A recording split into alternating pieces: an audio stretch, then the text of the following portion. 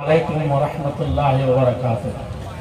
الحمد لله نحمده ونستعينه ونستغفره ونعوذ بالله من شرور أنفسنا ومن سيئات أعمالنا. من يهده الله فلا مضل له ومن يضلله فلا هادي له. وأشهد أن لا إله إلا الله وأشهد أن محمدا عبده ورسوله. أما بعد فإن خير الحديث كتاب الله وخير الهدي هدي محمد صلى الله عليه وسلم وشر الأمور محدثاتها وكل محدثة بدعة وكل بدعة ضلالة وكل ضلالة في النار. أعوذ بالله من الشيطان الرجيم. بسم الله الرحمن الرحيم. يا أيها الذين آمنوا اتقوا الله حق تقاته ولا تموتن إلا وأنتم مسلمون. يا أيها الناس اتقوا ربكم الذي خلقكم من نفس واحدة وخلق منها زوجها وبث منهما رجالا كثيرا ونساء واتقوا الله الذي تساءلون به والأرحام إن الله كان عليكم رقيبا. يا أيها الذين آمنوا اتقوا الله وقولوا قولا سديدا يصلح لكم أعمالكم ويغفر لكم ذنوبكم ومن يطع الله ورسوله فقد فاز فوزا عظيما. محترم منتظمین اور ذمہ داران سیمینار اور معززین علاقہ اور منطقہ اور علماء کرام، خطباء اعظام اور خاص طور پر مقالہ نگار حضرات، کہتے ہیں کہ معاشرہ اور سوسائٹی جو گاڑی ہے اس کے دو پہیے ہیں، اور ایک پہیہ اگر پنچر ہو گیا یا نہیں رہا تو گاڑی چلے گی نہیں. یہ پہلی بات. تو اس میں سے پہلا کرتے ہیں یا ایک کرتے ہیں، اس میں سے ثانی اسنین مرد ہیں، اور یہاں آپ زیادہ اکثریت کی بنیاد پر طلبہ کر سکتے ہیں، اور دوسری طالبات ہے. تو گاڑی کا ایک پہیہ غائب ہو گیا ظاہر سے.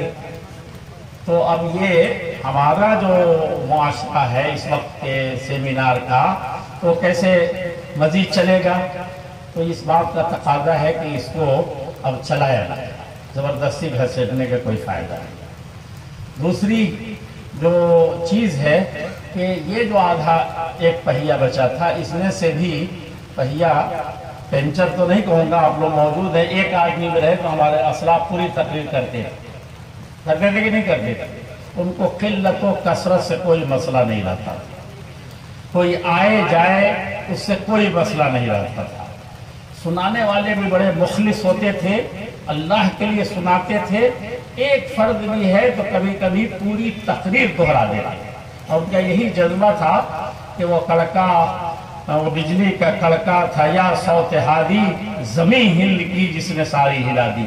میری مراد وقت کا اسکندر اعظم شاہ اسماعیل شہید رحمۃ اللہ علیہ تھے، جو پورا مجمع ختم ہونے کے بعد ایک دیہاتی دوڑا آیا تو پوری تقریر منوان ویسے ہی دہرا دیا. اور وہی روح تھی جو بنگال کے ان کھاڑیوں میں اور پورے ہندوستان، متحدہ ہندوستان، اکھنڈ بھارت کے ہر کھنڈ اور ہر حصے میں اس دعوت نے पूरे तौर पर इंसानियत को जगा दिया था और मुसलमानों को मुसलमान बना दिया था। तो इस बात से तो थोड़ा सा हौसला मिलता है। लेकिन वो जो खतीब होते हैं या मकाला नगार, उनको पर्ची पर पर्ची देते रहिए तो वो कहते हैं कि ज़रा सी देर ही हो जाएगी तो क्या होगा, घड़ी घड़ी न उठाओ नज़र घड़ी की तरफ।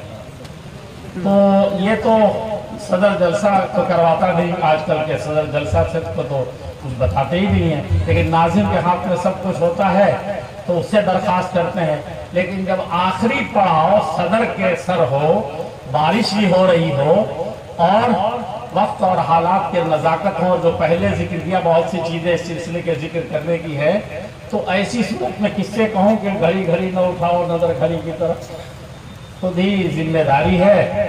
तो कुल का खुलासा यही है कि इस तकरीर को यहीं पर ख़त्म कर दिया गया। लेकिन माला युद्रको कुल्लुहु ला युत्रको जुल्लुहु, कुछ न कुछ तो होना चाहिए, नहीं तो जलसा वाले ऐसे ही नाराज़ हो जाएंगे। मैं इस सिलसिले में उन्वान के ताल्लुक़ से कहूँ या मकान के ताल्लुक़ से कहूँ या मकीन के ताल्लुक़ से कहूँ, ये सब सदर की जिम्मेदारी होती है। कहे जहाँ आप बैठे हैं, जिन बुनियादों पर बैठे हैं, जिन मकासद के तहत बैठे हैं और जिन्होंने अपना खून पसीना भी बहाया है और खून जिगर भी जलाया है, तो उस सब का तकाजा है कि उन सब चीज़ों का जिक्र किया जाए। आप आए चले जाए, ना मकान को पहुँचाना ना मकीन को पहुँचाना, और न ही आपने ज़मान और मकान को परखा, तो फिर आने और जाने का सिर्फ एक खुलासा तो होगा कि फरिश्ते ऐसे बजमे को अपनी रहमतों के फर के साथ ढकते हैं और मलाए आला पाक पार्लियामेंट में उनका जिक्र होता रहता है। ये भी बहुत बड़ी चीज़ है, बल्कि इससे बड़ी कोई चीज़ है ही नहीं है। तो वो जाहिर बात है कि इन सब ये सारी बातें बड़ी फूलानी का सबब बनेगी, लेकिन जो असल चीज़ है जिसके लिए आपको बुलाया गया है वो आज का मैं ये समझ रहा था, सुबह बताया लोगों ने कि फिक्री अलगार तारुफ और तकाद। तो फिक्री अलगार से मैंने तो यही समझा कि अफकार की दुनिया में जिसकी कोई सीमाएं नहीं होती, कोई हदूद नहीं होते, ये जिस कदर भी, और खुसूसन आजकल के दौर में तो बर्रे आज़मों, क़ारात और बहारात और अनहार और फ़िज़ाएं और पहाड़ और ये सब चीज़ें कोई माना नहीं रखती हैं। आप जहाँ चाहें इन लामहदूद, जिसकी कोई हद और सरहद नहीं है, वहाँ तक इस फिक्र की दुनिया को पहुँचाते चले जाते। तो ऐसी सूरत में इस वक्त अफकार की ढेर है, बहुत सारे अफकार हैं जो इस्लाम पर ही अलगार कर रहे हैं, इंसानियत पर ही अलगार कर रहे हैं, आपके मुक़द्दसात पर ही अलगार कर रहे हैं, आपके खुद जो फिक्र और मजहब है उसकी चीज़ें उस पर कारी ज़र्ब लगा रहे हैं। हम लोग बचपन में पढ़ते थे तो थोड़ा थोड़ा शौक अरबी पढ़ने का जब हो रहा था तो एक लफ्ज़ कहीं मजल्ला को उठाया तो मिल गया अल-ग़ज़वुल फ़िक्री, समझा कि नहीं। और उसी ज़िम्न में कभी मिला था कि गुज़ीना फी उक़्रे दारिना, आज दुश्मन ने अपने अफ़कार के यलगार से हमारे ऊपर ऐसा रेला ठेला है कि जिसने हमारे घर के आंगन में आकर के तबाही मचा दी। आज हालात उससे ज्यादा कहीं दिगरगून है और बदतरीन है। आज तो हर सीने पर है, हर आंख पर है, हर घर में है, हर दर पर है, और जिस तरीके से चाहा उसने हर तरीके से बलियामेट कर दिया। वो मैं उन बुराइयों को नहीं कहता जो सोशल मीडिया पर या दुनिया ने फैलाए हैं। उस वक्त हम लोग सिनेमा को रो रहे थे, थिएटर को रो रहे थे, और कुछ जाहिरी सी चीजें थी उनका हम रोना रो रहे थे कि ये चीजें हमारे मोहल्ले में आ गई हैं। आज हमारे अपने मुक़द्दसात, आज हमारे ईमानियात और आज हमारे अखलाकियात को हवा मंसूरा बिल्कुल हवा निकाल करके या बिल्कुल डायनामेट कर देने के मुतरादिफ। तो मैंने यही समझा था, लेकिन मैंने जब देखा कि ये बहुत वसी माने में लेकर के इन्होंने उन सब अफकारे जदीदा और कदीमा को, मैं एक बात अक्सर कहा करता हूँ कि ये अफकार की दुनिया में कोई जदीद चीज नहीं, ये जितने अफकार हैं सब बहुत कदीम। जितने भी अफकार हैं اس دن سے جتنے یہ غلط فکر ہیں یہ سب اول دن سے موجود ہے. میں موطا امام مالک پڑھا رہا تھا، شاید اس میں کچھ لوگوں نے اس کو پڑھا ہو، تو میں آج تک چیلنج تو کرنے کی مجھے عادت نہیں ہے، لیکن اگر کوئی چیلنج کرے کہ موطا امام مالک میں جتنی کھجور کی قسمیں ہیں، سمجھا کہ نہیں، اس کو جان لے کہ اس وقت بھی تھی، اس وقت نہیں ہے. اسی طریقے سے سود کے جو اقسام بیان ہوئے ہیں، تجارت میں جو بیع فاسدہ اور باطلہ کے جتنے اقسام ہیں، وہ سب کی بنیادیں صرف موطا میں مل جائیں گی، اور اس کے علاوہ حدیث کی کتابوں میں اور سیرت میں اور مغازی میں اور معاملات میں جاہلیت کے زمانے کے، وہ سب اسی کو ریوائز کیا جا رہا ہے، اس کو اپ ٹو ڈیٹ کیا جا رہا ہے، اس کو ایک خاص لباس میں پیش کیا جا رہا ہے، خاص تھیوری اور ڈھنگ سے پیش کیا جا رہا ہے. میرے بزرگوں، میرے عزیزوں، اسی طریقے سے ان افکار کی دنیا کا بھی مسئلہ ہے. اور اس وقت میں ایک ایک لفظوں میں اگر کہنا چاہوں تو انہوں نے ترتیب رکھی نہیں، پتہ نہیں مجھے جو لکھ کے دیا ہے وہ چلیے کہیں سے بھی گھی کا لڈو اگر کہیں سے کھایا جائے، گھی کا ہو تو جتنا بھی ٹیڑھا ہو یا الٹا پلٹا ہو وہ گھی ہی رہے گا، اور لڈو اتنا ہی سواد دے گا اور اتنی ہی وہ لذیذ ہوگا، اور اس میں کوئی فرق نہیں پڑے گا. ہاں آنکھوں کو کچھ چیزیں خیرہ کرتی ہیں، تو میں اوپر ہی سے آ جاؤں. تکفیر کے اصول و ضوابط،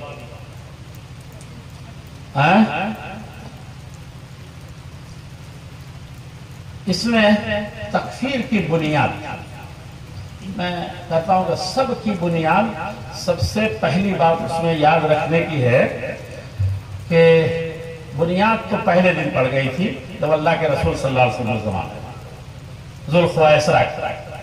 تکفیر کا مسئلہ وہیں سے آیا تھا جس کے بارے میں انہوں نے سارے الفاظ سنائے، سہم اور رمیہ والی حدیث، تو بنیاد وہاں پڑی تھی. لیکن جو میں یہاں ایک جملے میں کہنا چاہتا ہوں، یا 8 جو انہوں نے اصول و ضوابط بتائے ہیں، اس سے بچنے کی جو ترکیبیں یہ بتاتے ہوئے مقالے میں پڑھیں گے.